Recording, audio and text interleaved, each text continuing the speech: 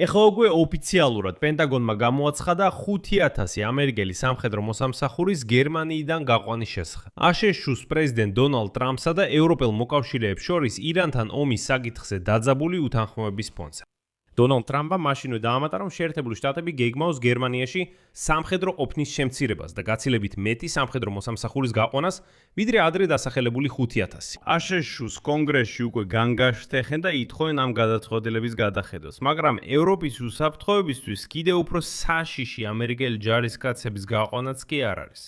გაჩნდა დიდი რისკი იმისა, რომ ტრამპი ამზადებს ამერიკული შორმანძილზე მოქმედი საშუალებების ბატალიონის განლაგების გაუქმებას.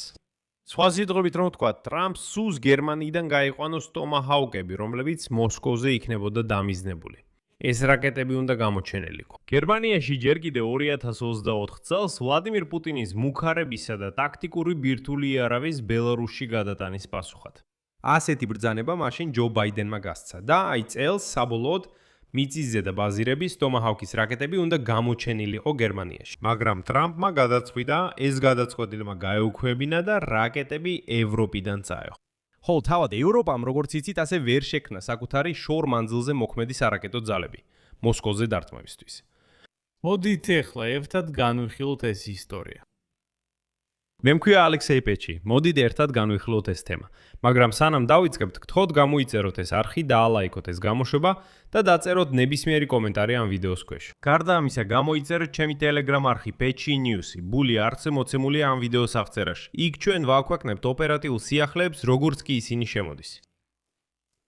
მოდით ყველაფერს თანმიმდევრულად მივყვეთ. პენტაგონმა არაოფიციალურად გამოაცხადა გერმანიიდან 5,000 ამერიკელი სამხედრო მოსამსახურის გაყვანის შესახებ. გადაწყვეტილება მიღებულია გერმანიის შეუფერებელი და უსარგებლო რიტორიკის პასუხად. სულს აღნიშნო, რომ ამ კვირის დასაწყისში გერმანიის კანცლერმა ფრიდრიხ მერცმა განაცხადა, რომ ირანელები აშშ-ს ამცირებენ ომის შეწყვეტის მოლაპარაკებებზე. და მან გამოხატა გაუგებრობა იმასთან დაკავშირებით, თუ რა კონფლიქტიდან გამოსვლის სტრატეგიას მისდევს ვაშინგტონი. და აი პენტაგონში განაცხადეს, რომ, ციტატა, პრეზიდენტი ტრამპი სამართლიანად რეაგირებს ამ კონტრპროდუქტიულ შენიშვნებზე. გადაწყვეტილების ფარგლებში ბრიგადის ტაქტიკური ჯგუფი, რომელიც ამჟამად გერმანიაშია განთავსებული, იქნება გამოყვანილი, არა გადანაცვლებული, არამედ სწორედ გამოყვანილი. ხოლო შორმანძილზე მოქმედი საარტილერიო დივიზიონი, რომლის განთავსებასაც ჯო ბაიდენის ადმინისტრაცია წელს გერმანიაში გეგმავდა, ევროპაში არ გაემგზავრება. და ეს ძალიან შემაშფოთებელი სიგნალია. მაგრამ ეს მხოლოდ პირველი შემაშფოთებელი სიგნალია, ამაზე კიდევ დავბრუნდებით. ჯარების გაყვანას, როგორც მოსალოდნელია, 6-დან 12 თვემდე დასჭირდება. და ამჟამად გერმანიის სამხედრო ბაზებზე დაახლოებით 35,000 ამერიკელი ჯარისკაცია განთავსებული. სხვათა შორის ეს უფრო მეტია, ვიდრე ნებისმიერ სხვა ევროპულ ქვეყანაში. შემცირების შემდეგ მათი რაოდენობა დაახლოებით 2022 წლის დონეს დაუბრუნდება, სანამ რუსეთი სრულმასშტაბიანად შეიჭრებოდა უკრაინაში, რამაც აშშ-ის კონტინგენტის გაზრდა გამოიწვია ევროპაში. და აი პენტაგონის ერთ-ერთმა ჩინოვნიკმა ასევე ახსნა ეს გადაწყვეტილება ტრამპის ადმინისტრაციის სურვილით, რომ ევროპა გახდეს უსაფრთხოების მთავარი მიმწოდებელი კონტინენტზე. ამასთან ეს ნაბიჯი კიდევ ერთხელ ახსენებს დონალდ ტრამპის მზადყოფნას, რომ რეაგირება მოახდინოს მოკავშირეების ნელოიალურობაზე და ამით დასაჯოს ისინი.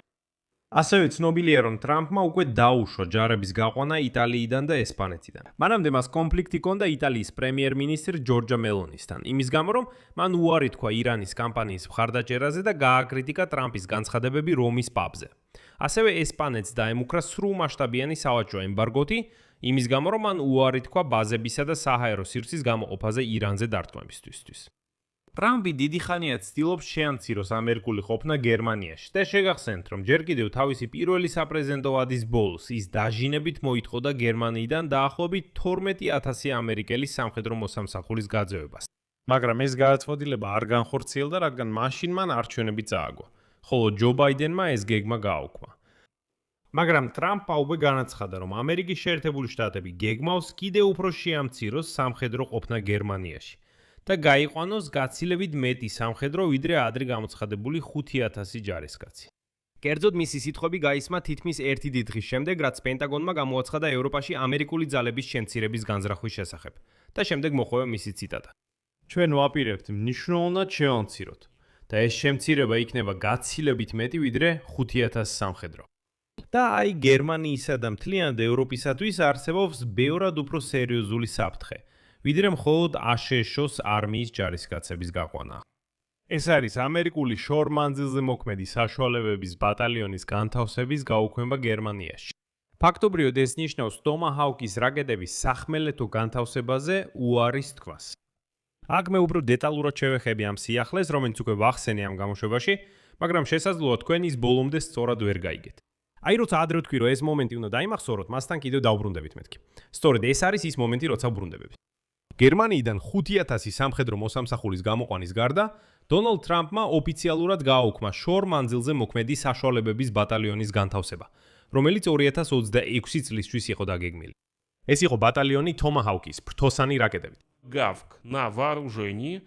დონალდ ტრამპმა შორ-მანძილზე მოქმედი ბატალიონის განთავსება გააუქმა, რომელიც მომავალ წელს იყო დაგეგმილი. В этом году в ответ на растущую Россию. ეს იყო ბატალიონი ფრთოსანი რაკეტებით, რომლებიც მოსკოვისკენ იყო მიმართული, ისე რომ იქ არ მოდუნებულიყვნენ.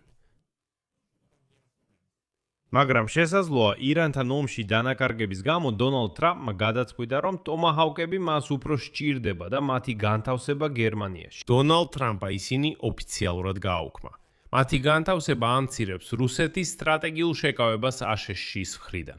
საკითხი იმაშია, რომ აშშ-ს ფაქტობრივად მონოპოლია აქვს შორ-მანძილზე მოქმედ იარაღს. დამანგრეველი საშუალებების მხრივ, ეს ნაბიჯი ოპერაციული თვალსაზრისით უფრო სერიოზულია, ვიდრე ჯარის რაოდენობის შემცირება. გერმანიაში განთავსებულ ტომაჰაუკის რაკეტებს პოტენციურად შეეძლოთ რუსეთის განადგურება. და აქ ერთ ძალიან მნიშვნელოვან შენიშვნას გავაკეთებ. ნატო არასდროს თებედ არ ეკრდნობოდა ხმელეთზე განთავსებულ შორ-მანძილზე მოქმედ იარაღს. ისევ იგივე ტომაჰაუკები თავდაპირველად ზღვიდან გასაშვებად იყო განკუთვნილი. ტომაჰაუკის ხმელეთიდან გასაშვები ტაიფუნის დანადგარები უფრო ტომაჰაუკის გამოყენების შაფაც შესაძლებლობების გაფართოებაა, ვიდრე რაიმე რადიკალურად ახალი გადაწყვეტა. მაგრამ, თუმცა, ეს მოსკოვს უფრო დათმობაზე წასვლას აიძულებდა. როცა მათ ეწოდინებოდათ, რომ გერმანიაში ტომაჰაუკები დგანან, რომლებიც პირდაპირ მოსკოვზეა დამიზნებული. ასე უნდა დავამატოთ, რომ ნატო წუთნევის ფარგლებში მუდმივად ასრულებს სიმულაციებს შორ-მანძილზე დარტყმების შესახებ ზღვიდან რუსეთის საზღვართან. ბოლო ასეთი დარტყმები განხორციელდა ნეპტუნ სტრაიკის წუთნების დროს იტალიის სანაპიროებთან, ხმელთაშუა ზღვაში, 2025 წლის ნოემბერში. მართალია, ხმელთაშუა ზღვიდან ტომაჰაუკებით მოსკოვს ვერ მიაღწევა, განსხვავებით გერმანიის ტერიტორიიდან. ზუსტად ამიტომ გასცა ბრძანება ჯო ბაიდენმა, რომ ეს ტომაჰაუკის რაკეტები სწორედ გერმანიაში განთავსებინათ. ამიტომაც აშშ-ს მხრიდან ტომაჰაუკების ფაქტობრივი განლაგებისგან ცალმხრივი უარე გერმანიაში არის ნაბიჯი უკან რუსეთის სტრატეგიულ შეკავებაში. განსაკუთრებით იმის ფონზე, რომ რუსეთის ფედერაცია მაინც განათავსა თავისი ორეშნიკის რაკეტა ბელარუსში. და აქ დონალდ ტრამპი ამცირებს აშშ-ს. და ეს აჩვენებს, რომ ვლადიმერ პუტინს შეუძლია აბსოლუტურად ყველაფერი გააკეთოს ევროპაში, ხოლო აშშ ამაზე საერთოდ არ რეაგირებს. გერმანელები ახლა რა თქმა უნდა ცდილობენ პრობლემის მასშტაბი დააკმინონ. და მაგალითად გერმანიის თავდაცვის მინისტრმა ბორის პისტორიუსმა განაცხადა, რომ ეს ჯარების გაყვანა მოსაოდნელი იყო და რომ გერმანია სწორ გზაზეა აფართოებს თავისი შეიარაღებული ძალების რაოდენობას, ზრდის სამხედრო შესყიდვებს და ავითარებს ინფრასტრუქტურის მშენებლობას. მართალი ქრისტიანულ-დემოკრატიული პარტიის წევრმა პეტერ ბეიერმა დაამატა, რომ ეს უფრო აშშ-ის გააზრებული სტრატეგია კი არა, არამედ ციტატა, პოლიტიკური რეაქცია იმ გაღიზიანების გამო, რომელიც ტრამპის რეიტინგების ცუდ მაჩვენებლებთან არის დაკავშირებული. იცით, გერმანელებს უნდა მივაგოთ პატივი, რადგან მათ დაიწყეს წიმსწრები მოქმედება. გერმანიამ დაიწყო სამოქალაქო ინფრასტრუქტურის ადაპტაცია შეიარაღებულ კონფლიქტში გამოსაყენებლად. კერძოდ დღეს ბერლინმა თითქმის სრული 1,5 მილიარდი ევრო გამოყო ჩრდილოეთის ზღვაზე მდებარე ევროპის უდიდესი პორტის მოდერნიზაციისთვის, რომელიც ბრემერჰაფენშია და ავტომობილების გადაზიდვაზე სპეციალიზდება. მაგრამ ეს თითქმის 1,5 მილიარდი ევრო საბოლოოდ მოხმარდება დამტვირთავი დოკების გამაგრებას, რათა უზრუნოყოფილ იქნა სამხედრო ტექნიკის, მათ შორის 60 ტონიანი ტანკების ლეოპარდის ტრანსპორტირების შესაძლებლობა მომავალ ფრონტის ხაზებამდე. ამავდროულად გერმანიამ დაიწყო სატანკო ბრიგადის ტრანსპორტირება ლიტვაში.